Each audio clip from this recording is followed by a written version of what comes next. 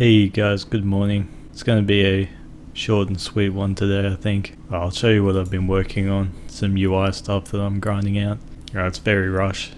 I want to get this recording done before tomorrow, because tomorrow, very early in the morning for me, the Path of Exile League starts. Woohoo! So I've prepared a bunch of videos in advance so I can take a good few days to blast that out. So you can see now when I load into the game, instead of jumping right into the prison with our party, we're at the select file stage. Woohoo! I can scroll through them.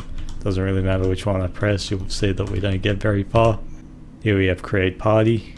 So here's all our party members that you're used to at this stage, or you should be used to, and the default names that go with them. If I select one of the names, nothing happens because I haven't done that yet. But if I select one of the classes, let's select Joker's class, it will go to this screen. Very rough here, you can see this window is very misplaced. This sprite's kind of bleeding over a little bit, and there's 12 slots here, but I only have 5 classes, so every 5 it just repeats. So we have like 3 entries of the warrior here. And then if I select one of these guys, let's change into a cleric. Oh, his class is updated. Now naturally, if I were to begin now, it would take these classes and it would assign them to our party, and that's who we'd be running with. But neither of these buttons work, and going back doesn't work. Ideally as well, from the previous screen I was just in, this one, I'd be able to cancel out, but I can't do that just yet. Change into a warrior, and I'd be able to cancel out of this and go back to the select file screen probably. Yeah, you can't actually progress further than this. See, the cursor doesn't line up too great either. But yeah, that's my game, dude. We got to the end of it, we beat it. How's that? Yeah, so you can see I'm right in the middle of implementing all of this stuff. It is going quite well though. Often when you're developing a game, or this has been true for my projects anyway, I develop it for a long time without thinking of anything that's going to persist, like save data. But when you start putting that stuff in, you have to separate how the game starts when you're loading into a new file from loading into the game and loading the right stuff.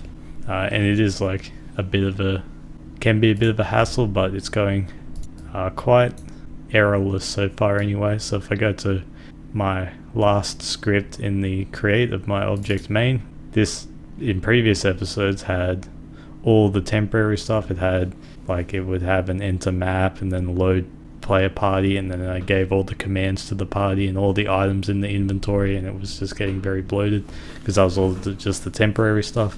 But I had to move all that because I would only want that to run if a new game is being loaded. So this is practically what it looked like before. It's in the script begin new game now, but we don't run that at the start. We simply open up to the menu, and the menu is select file menu, which is, you know, what you saw when I loaded it up, and then load header, which loads just enough data from the save files to fill out this image.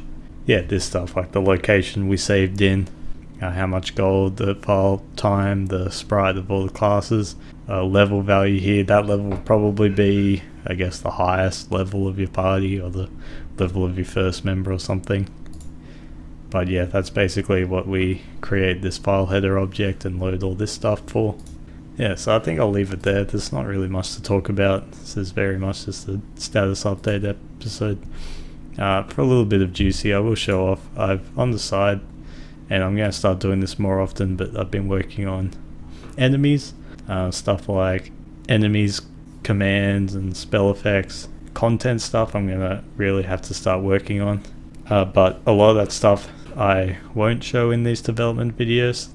The focus of this series is very much on kind of getting the structure of the game up, and when it comes to grinding out the 100 or so enemies that I want, I do want to keep my secret so that when this finally becomes a game, avid followers of the development series won't have nothing to look forward to.